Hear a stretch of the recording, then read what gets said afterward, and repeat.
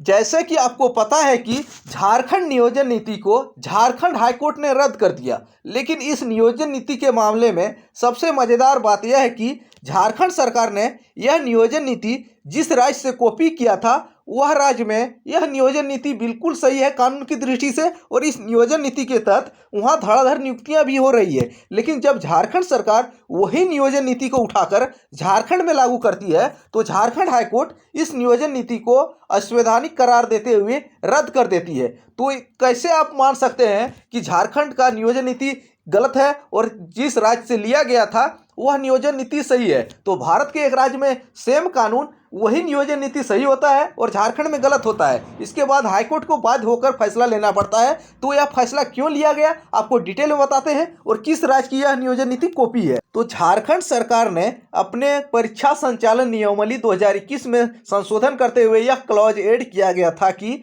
झारखंड में ग्रुप 3 और ग्रुप 4 की नौकरियों के लिए झारखंड में स्थित किसी भी मान्यता प्राप्त संस्थान से 10वीं और 12वीं पास करना अनिवार्य है। तो यह प्रावधान जो है झारखंड सरकार ने हिमाचल प्रदेश के नियोजन नीति से उठाया था। तो यह प्रावधान कहाँ से लिया था? हिमाचल प्रदेश से। तो हिमाचल प्रदेश में भी ऐसा प्रावधान है कि अगर हिमाचल प्रदेश में ग्रुप सी और ग्रुप डी की नौकरी करना है तो आपको हिमाचल प्रदेश के किसी बोर्ड से 10वीं और 12वीं पास करना अनिवार्य होगा। तो सेम प्रावधान झारखंड सरकार ने भी लागू किया, लेकिन झारखंड सरकार ने इसके साथ एक महत्वपूर्ण यह छूट दिया था कि अगर आप झारखंड के राज्य में किसी भी आरक्षण के दायरे में आते हैं, ओबीसी, एसटी, एससी या ईडब्ल्यूएस, किसी भी तरह के आरक्षण के दायरे में आते हैं तो यह प्रावधान आपके लिए शिथिल रहेगा। लेकिन इस तरह से अगर झारखंड के कोई मूल निवासी है, भले 1932 का हो, 1985 का या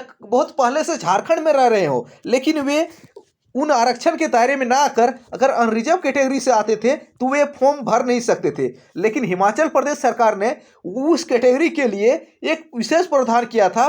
तो हिमाचल प्रदेश ने यह प्रावधान नहीं किया था कि अगर आप आरक्षण के दायरे में आते हैं तो आप फॉर्म भर सकते हैं और अनरिजर्व है तो आप फॉर्म नहीं भर सकते हैं अगर आपने बाहर से 10वीं 12वीं पास किया है। तो हिमाचल प्रदेश ने इसमें यह किया था कि अगर आप हिमाचल प्रदेश से 10th और 12th नहीं किए हैं लेकिन आप हिमाचल प्रदेश के वासी हैं तो पर भी आप फॉर्म भर सकते हैं। तो हिमाचल प्रदेश का निवासी होने के लिए क्या प्रावधान रखा गया है? तो हिमाचल प्रदेश का निवासी होने के लिए प्रावधान रखा गया है। तो हिमाचल प्रदेश ने अपने नियमावली में बोनाफाइड हिमाचली को इस शर्त से छूट दी थी। तो हिमाचल प्रदेश ने बोला था कि अगर 10वीं 12वीं अगर हिमाचल प्रदेश में आप किसी कारणवश हिमाचल प्रदेश से नहीं पास कर पाए हैं लेकिन अगर हिमाचल प्रदेश के निवासी हैं तो आपको फॉर्म भरने की अनुमति दिया जाएगा। तो अगर हिमाचल प्रदेश का बोनाफाइड नियमावली क्या है? तो हिमाचली बोनाफाइड की श्रेणी में वो लोग आते हैं जिनका हिमाचल में परमानेंट आवास हो या हिमाचल में 20 साल या इससे अधिक समय से रहते हो या हिमाचल प्रदेश में परमानेंट आवास हो लेकिन पेशेवर कारणों से बाहर के प्रदेशों में रहते हैं। तो कहने का अर्थ है अगर हिमाचल प्रदेश में पिछले 20 वर्षों से आप रह रहे हैं तो आप हिमाचल प्रदेश के नागरिक माने जाएंगे।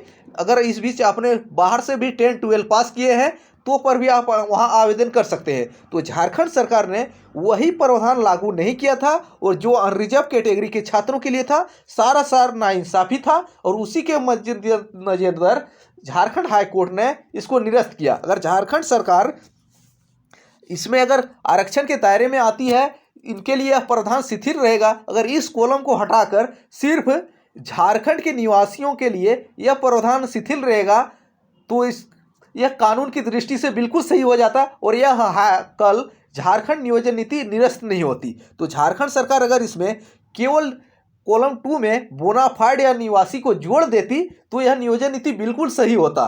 भले बोनाफाइड का आधार वर्ष कुछ भी रहे, 1985 रहे, 2002 रहे या 2018 रहे या 1932 रहे, कुछ भी रहे, लेकिन अगर बोनाफाइड का एक कॉलम जोड़ देती तो यह नियोजन नीति सही होती। लेकिन झारखंड सरकार ने यही छोड़ दिया। इसके कारण झारखंड हाईकोर्ट को अंततः यह नियोजन नीति को रद्द करना पड़ा, जबकि हिमाचल प्रदेश में यह नियोजन नीति चल रहा है क्योंकि इन्होंने जो जहाँ पे कानून का पेच फंस सकता था इसका निराकरण कर दिया है।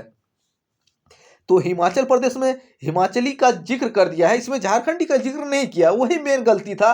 और इस गलती पर महाधिवक्ता ने पहले भी ध्यान दिलाया था, और झारखंड के अंधे से अंधे भी लोगों ने भी बोल दिया था कि यह नियोजन नीति सरासर गलत है और हाईकोर्ट या कोई भी कोर्ट में नहीं टिकने वाला है। उसके बावजूद भी झारखंड सरकार ने एक नहीं सुना और अपने दम पे इसको लागू करवाया, और अंततः हाईकोर्ट में यह मामला जाके हार गए हैं, और इसका सारा खमियाजा यहाँ के छात्रों को भुगतना पड़ रहा है।